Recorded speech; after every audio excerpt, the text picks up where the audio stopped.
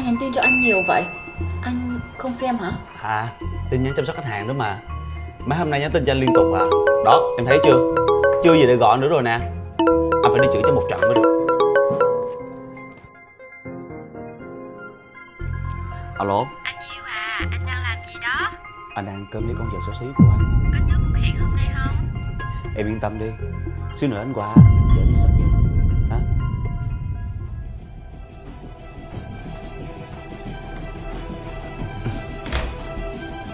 Em à, công ty có việc gấp nên phải qua công ty một xíu nhé. Anh đi đây.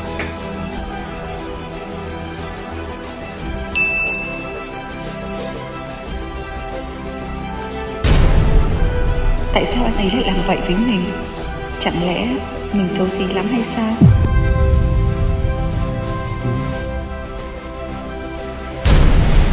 Em nghe anh.